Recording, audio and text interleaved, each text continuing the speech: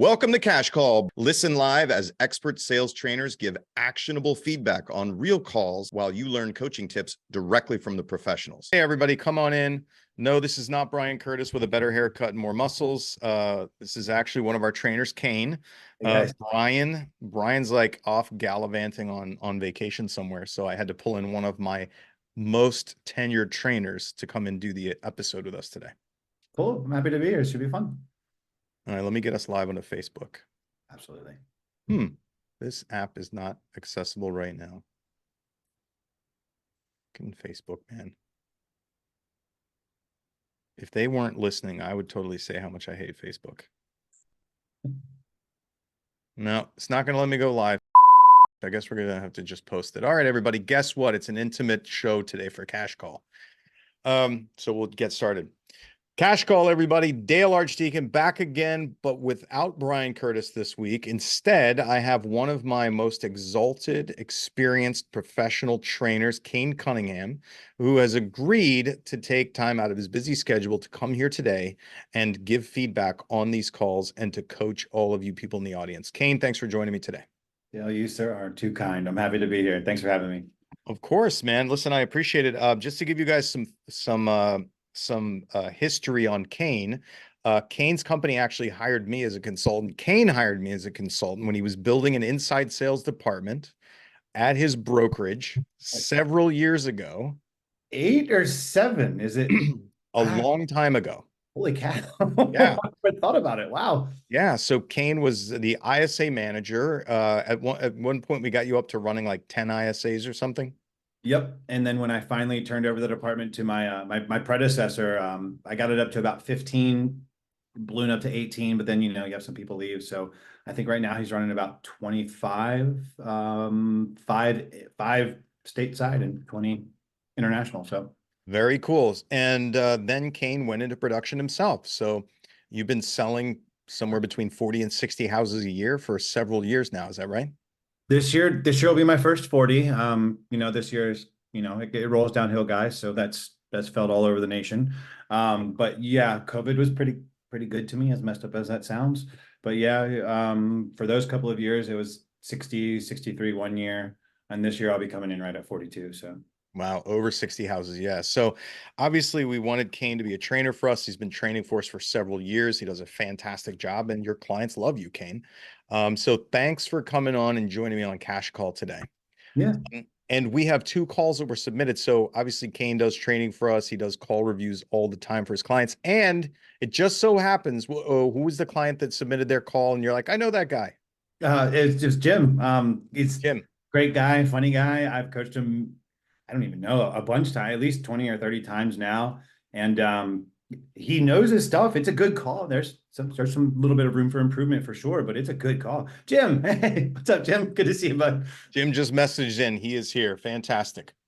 Okay. So let's get started. Let's see. Do me a favor. We don't have anybody who's listening on here. Okay, cool. Well, I'll get started. We have a call from Pat. Pat's one of the listeners. He submitted his call. Pat, if you're here, message in, chat in, and we will play your call today. So they submitted them for last week, but we wanted to review them first because we've gotten booby trapped before on people submitting calls with lots of curse words or whatever, Oh, didn't think about that here. I've got some funny ones that I could play for you that, yeah, I learned that lesson the hard way once. Oh, maybe we should listen to the call first. I will keep my vocabulary in check. All right. So yes, this is a family show, Cain, by the way. Good to know. Good to know. Let me share this here. Okay. So this call is an expired call. And this agent, Pat, does a good job getting into the call. We're going to tweak some of the particulars around how he's getting into the call. And then I'll point out some things that he could have done better. So, Cain, I'm going to hit play. Give me a thumbs up when you hear it.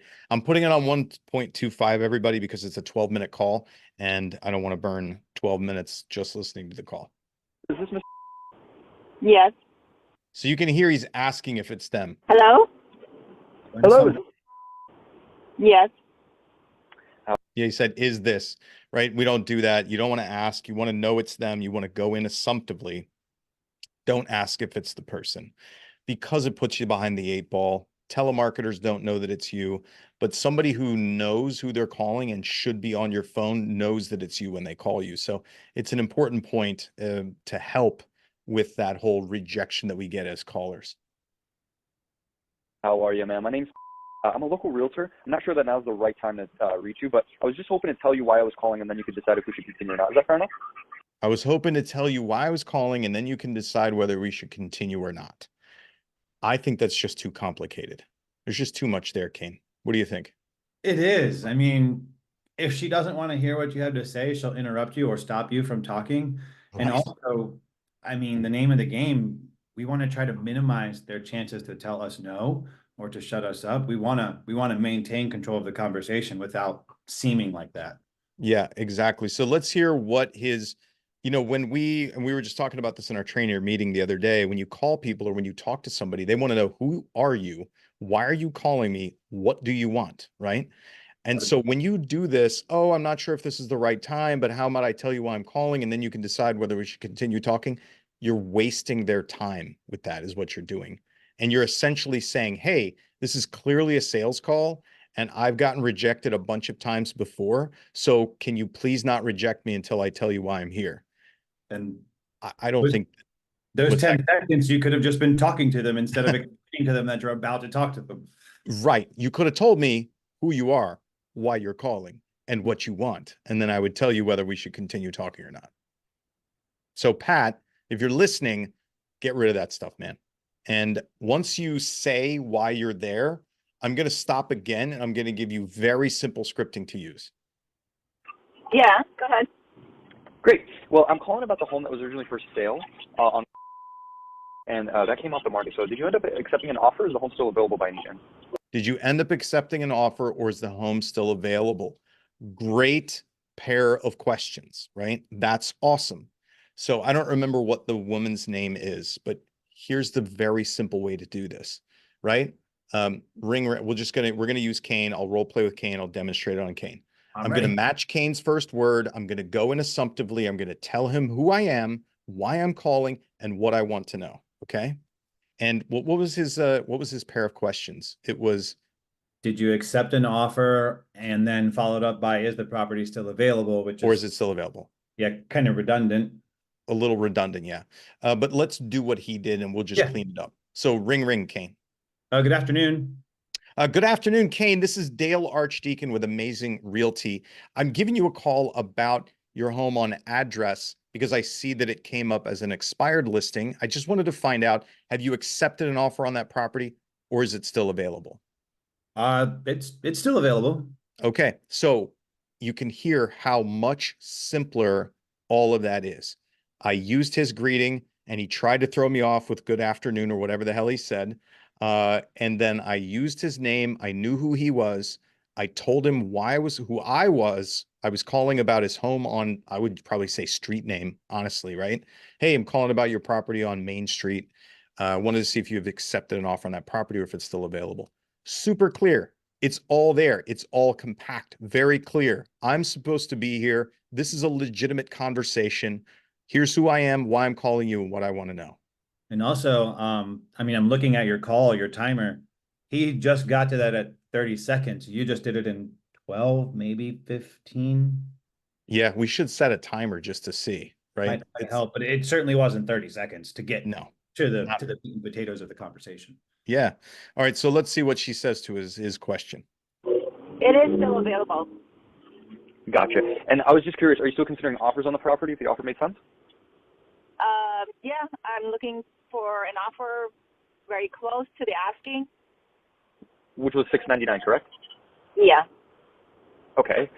Now, he's going to do one of the techniques that is done, one of the techniques of expireds or withdrawns, which is, hey, I see it didn't sell. What the heck happened, right? Tell me why it didn't sell. And you're trying to sort of create a bond and rapport and get on their side of the table around the property. You can do that. I think it works in some cases. For me personally, in this case, she sounds like she has a plan. She sounds like, so far, she's pretty sharp. She's responsive. She sounds like she might be on top of it and it's not a mystery to her, right? So in this case, I might not have gone to the, hey, why the heck didn't it sell? But I might have gone with, okay, great. So what's the plan moving forward? Or are you selling it yourself now, or have you relisted it with another agent, right? Something more pragmatic like that based on the way she's responding to me. You can tell she's aware it's expired, and she probably, I mean, she sounds like she's still kind of motivated a little bit. Yep. Yeah, so might as well ask her what her future plans are.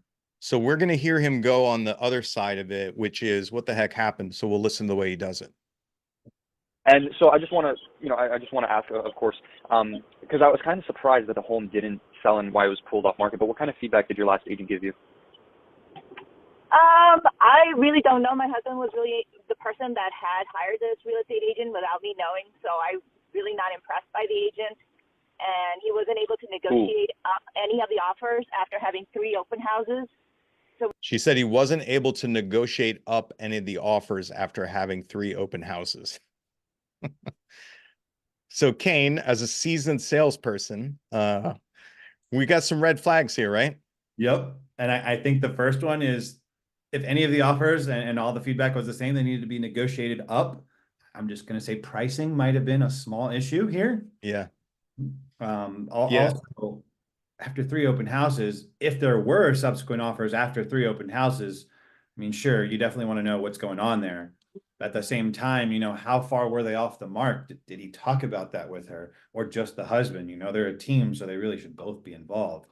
But it sounds like there was definitely room for improvement here, just a little bit. Yeah. And you can hear this woman is totally throwing the agent under the bus. The agent got them offers. The agent ran open, worked for them. And the seller is throwing the guy under the man or woman under the bus. We don't know. I think she said he.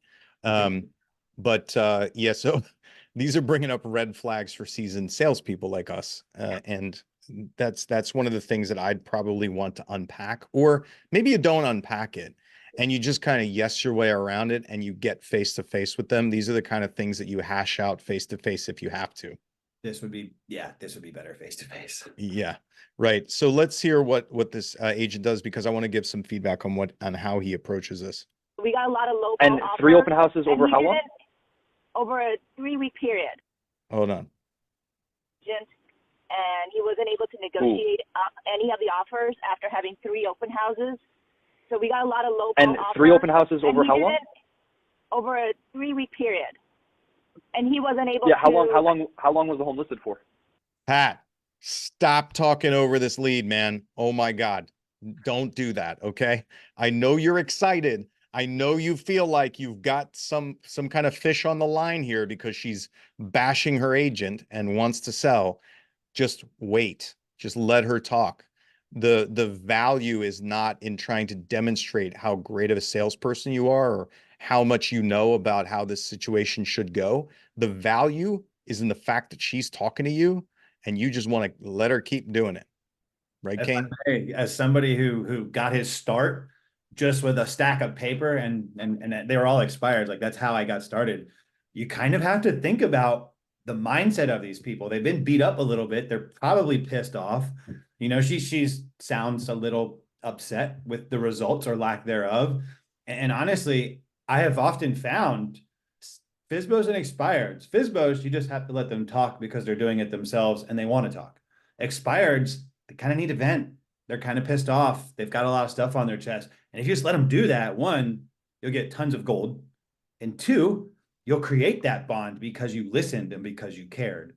So I find just letting them go is usually a good idea. Yeah.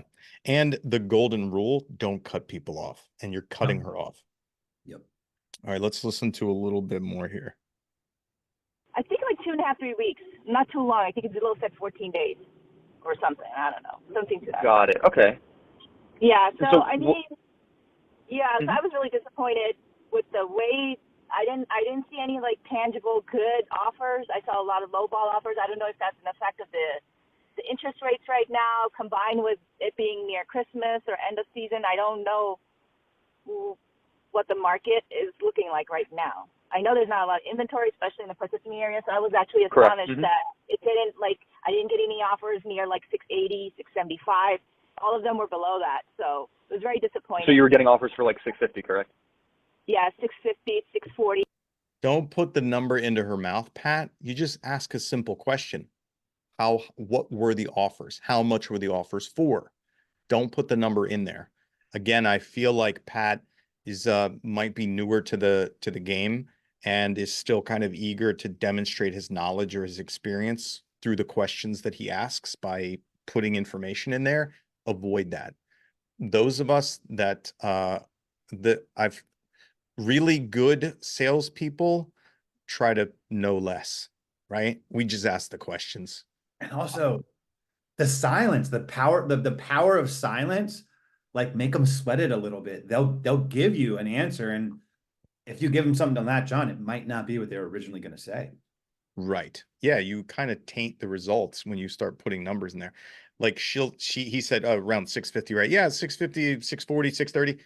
They weren't 650. They were under that. Right? Not at all. You can kind of tell by her reaction. She's like, shit, I wish they were 650. Right, exactly. Okay, so basically I'll cut to the chase here.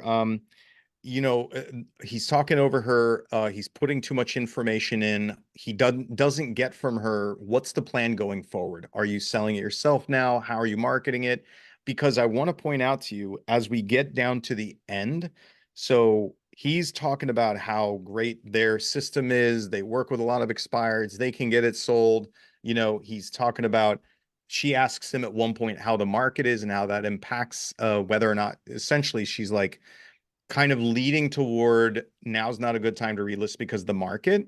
And then he goes on this rant of which is kind of chasing its tail. And Pat, go back and listen to your call. But basically, Pat's like talking about the market and whether it matters and what she should sell now. But our company does really special things and blah, blah, blah. It's all completely worthless because she already has some kind of perspective in her mind that Pat doesn't actually get from her. So you need to unpack that kind of stuff. And then if we go down to 10:57, where he tries to finally close her for that appointment to try and get it sold. Here's what her response is. You can just leave your information. I know that you're from Sotheby's. Leave your cell number. Right now, my husband and I are still like thinking of whether or not we should just rent it out until the spring season hits, and maybe we don't know. We're still kind of mulling it over. We're still trying to figure out what to do, whether we should rent it or not, or wait until the spring season to put it up. That's the first time, almost 11 minutes into the call, that her plan or her perspective actually gets out on the table. And what I'm saying is that this call doesn't end. It doesn't go in. I mean, it ends, but it doesn't go anywhere. It doesn't result in a meeting. Pat doesn't get the meeting that he asked for because one of the big things is her activity, what she was going to do is informed by what her perception is or what her knowledge she thinks is. We don't get it out onto the table, and only in a small way. 11 minutes into the conversation, and Pat never gets to unpack it or change it or influence it. So because it didn't come out until all the way down at the end, if we had done that way in the beginning, in the first couple of minutes, when she said, yeah, we're still accepting offers, I'm looking to get really close to what my listing price was. Hey, great. What's the plan going forward? Are you selling this yourself? Will you relist it with another agent? He could have gotten from her at the beginning, oh no, we're still trying to figure out whether we're going to rent it out or list it in the spring. And he would have had 10 minutes, right, of call where he could have worked on that process instead of like blindly trying to sell her on his company, if that makes sense. Honestly, Dale, at least to me, what you're saying, I like to go into a call, and when I first started, I would do exactly this. I would try to provide the answers, fill the silence. Had to learn all those things over the years. But lately, my mindset has been, I don't need any answers.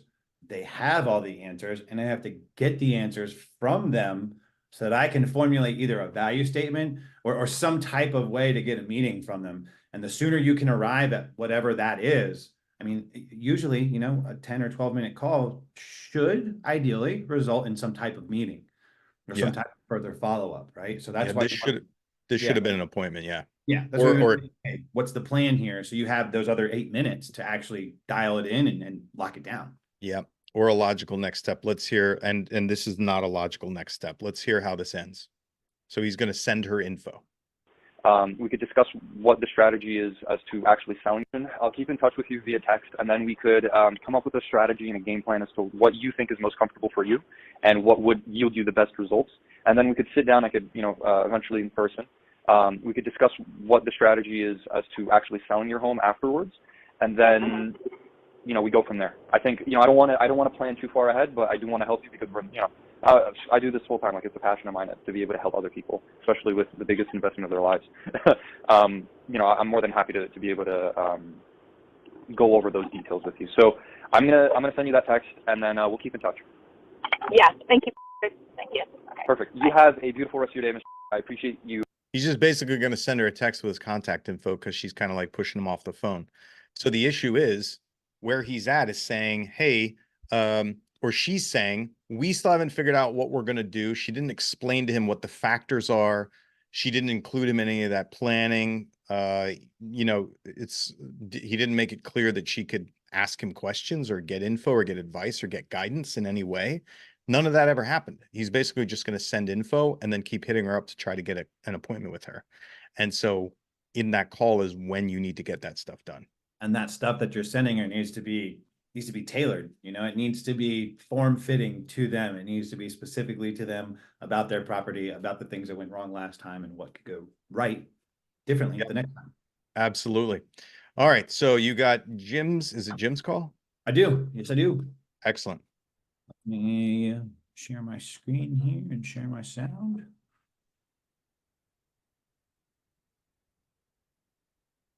You guys see that? Yes. Cool. Hello. You hear it? Yep. We're good. Hello? So this is the first thing I wanted to point out. This one's not as long, Dale, so I only have it on regular speed. It's about 3 minutes.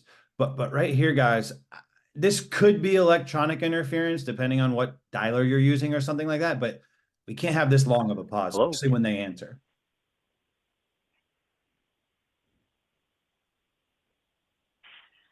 Hello? Hello. I would have hung up. I'm just being straight up honest.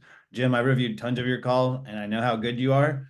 I'm going to say it might have been electrical interference, but if somebody calls me and I say hello and I wait for, I'm gonna be like, dude, what the hell, Yep. Hello. This is Boise. You signed up on our website for properties. We're just checking in to see if you're thinking of moving pretty soon or just browsing.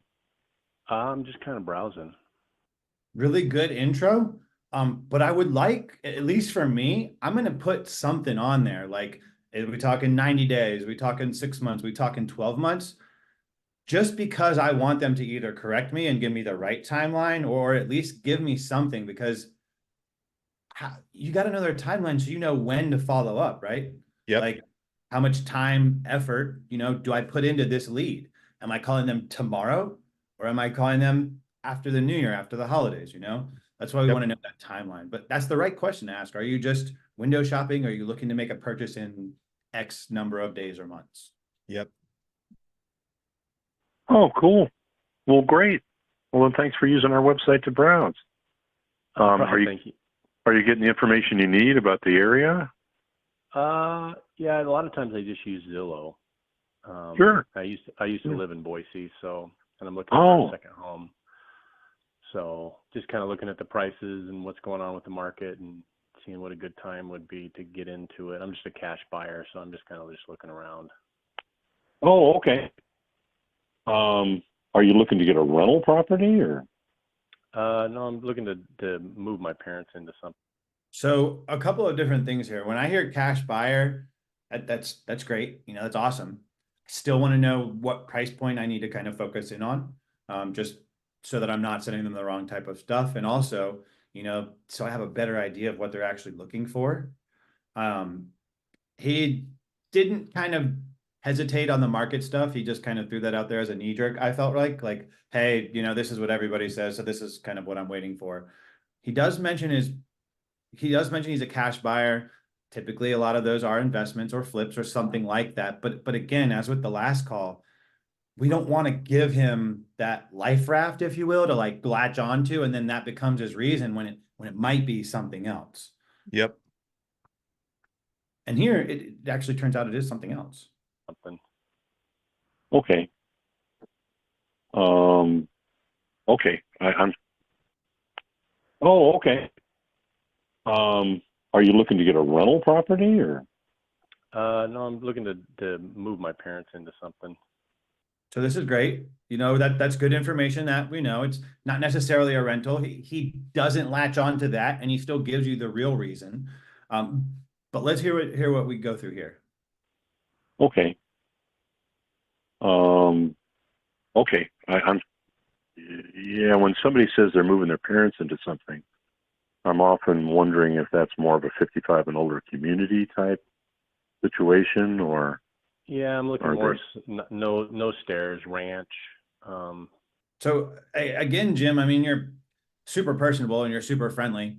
But we want to try to, as somebody who is very assumptuous, we all know what assuming does, right, guys? Right.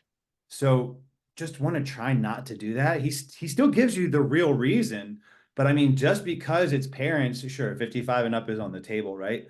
But there are other options. I mean, Let's do this, Kane. Let's do this. Let's play a couple of these again, and let's give Jim and the rest of the audience suggestions on a question that Jim could ask instead of making an assumption. Gotcha. Let's go back to the first one.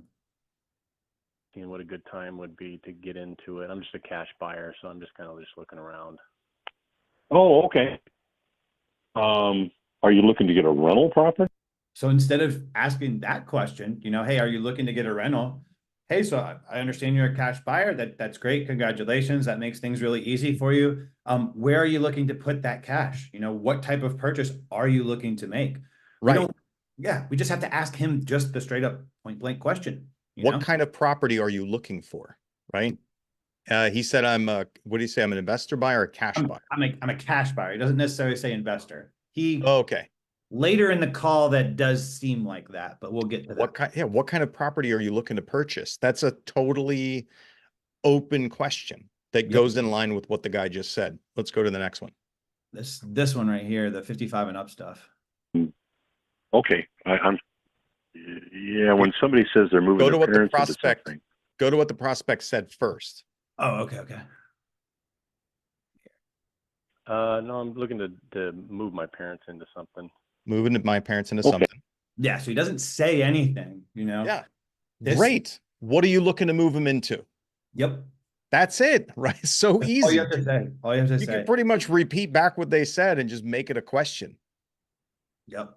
Oh, wait. Khalid, did you hear it that time? I just saw in the chat someone said they couldn't hear it. Can everyone else hear it? Don't hear the I think it's just Khalid. I think everybody else is hearing it. If you guys can hear the playback, just say you can hear it. Okay. Oh, okay. Cool. Jim can hear it. Okay, cool. Yep. All right, everybody hears it. Khalid, you might want to check your sound or something. Yeah. We're moving it back and forth so that we can basically give Jim the questions he should be asking instead of leading Jim, instead of trying to guess what the answer is, you just ask them to tell you the answer. It's so much easier. Go ahead, Kane. If I may, guys, we have to remember we talk real estate all damn day, right? So we tend to hurry things along instead of just shut up and listen. This is what I've noticed as a coach and as an agent, guilty. We just need to shut up and listen. You know, we talk about the same stuff all day long. They don't. They might have one or two of these conversations instead of 20, right? Right. Okay. Okay. I'm. Yeah, when somebody says they're moving their parents into something, I'm often wondering if that's more of a 55 and older community type situation or. Yeah, I'm looking more no stairs, ranch. Sure. Pause I it, live in Kane. Eagle now, and I would. Yeah. So, Jim, if you had asked, what kind of property are you looking to put your parents in? He would have said, no stairs, ranch. And you wouldn't have made a guess that was wrong. And this lead so far is okay with you being wrong. But guess what, man? People can be judgy, right? When you make wrong guesses, they feel like you don't understand them or you're not on their same wavelength. And Jim, you sound like you're an older gentleman. I'm telling you right now, as we get older, when the age disparity, people judge us more. And if you keep making wrong guesses, they're going to judge you more and feel like you're very different from them or you don't think the way that they think. So stop guessing and get them to tell you. Didn't think about it like that. They're just going to assume you're not listening, but all that other stuff that's a lot of thought behind that. It's all true. Yeah.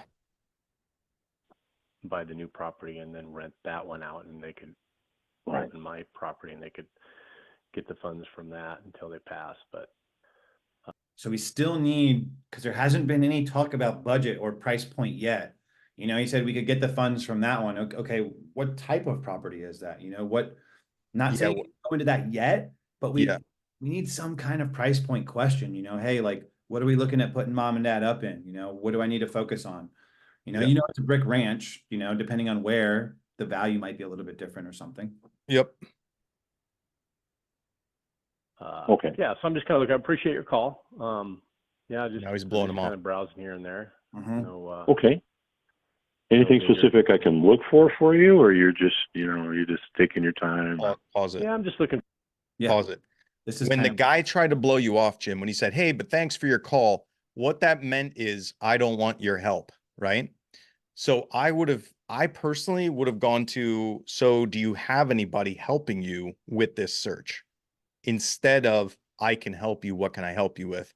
Do you have anybody helping you? Let's establish that first. In case either the guy thinks he's going to do it himself, which he'll tell us, or he does have an agent that he's working with, or a couple of agents, because I don't know if he said he was an investor, but that he's a cash buyer. So let's first get out of the way that either it does or doesn't have somebody helping him before I make the offer. Just a small tweak. yep. And then the other thing is, this is kind of where he takes over control of the conversation. You can kind of hear it right there with that blow off attempt. Looking for a deal. It's all about the deal. Of course. All right. So I had to stop it here. And I know I might sound a little redundant because I always say this in my sessions, but guys, what is a deal to this dude specifically? Like, what's a good deal to him? That means different things to different people. Obviously, buyers, that means low price. Seller, that means high price. But within that subset, those two categories, it means different things to different people. So we need to elaborate here. Like, we need to know what he thinks a good deal is so we can go, found one,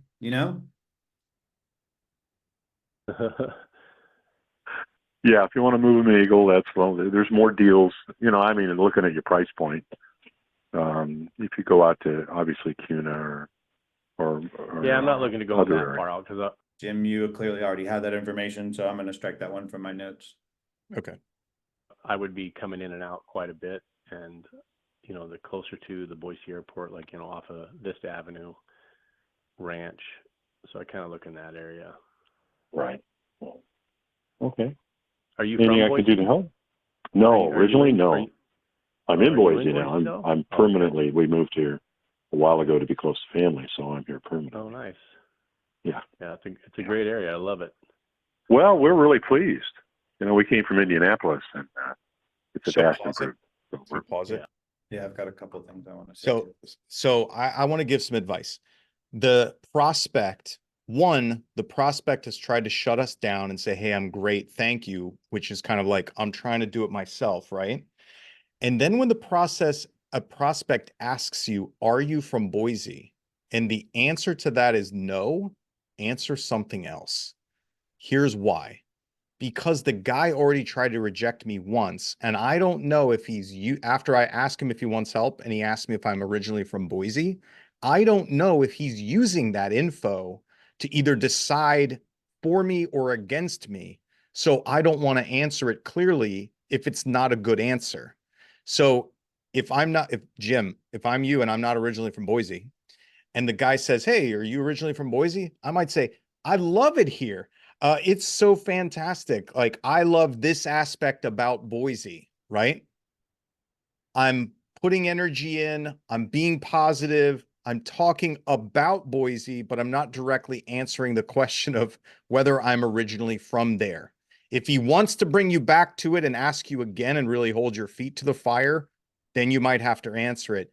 But you can probably get him around this question and your negative answer to it by simply shifting what your answer is. That's pretty much what I was going to say. And also, Sorry, Kane. No, you're good. You're good. There's also though, like, I don't know if you can hear, it's kind of jumbled here. I thought I Yeah. kind of might have heard another question asked, but I can't, No, no, originally no. like right in here. Look in that area. Right. Okay. Are you Anything from I can do Boise? to help? No, originally no. Oh, no, it's Jim asking anything. Can I do anything I can do to help? And him saying, oh, you're Just before that, he said, I'm looking in a certain area. And yeah, then he says like it's something, it begins with a V. Where is it right here? Not Other that area. far out because I would be coming in and out quite a bit, and the closer to the Boise airport, like off of Vista Avenue. Vista Avenue. So he does give you a street. Boise, yeah. He said he's going to be coming in out of Boise airport. And then Yeah. Jim puts in, is there anything I can do to help? And at the same time, the guy asked him if he's originally from there. Okay, where did we end? How did we end the conversation? Almost at that. Plus, and it's a vast improvement. So people are nice. Their weather's great. Blue skies. So people are very positive here.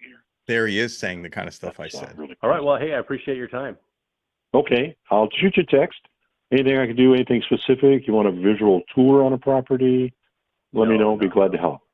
Okay. I appreciate it. Thank you. Okay. Take care.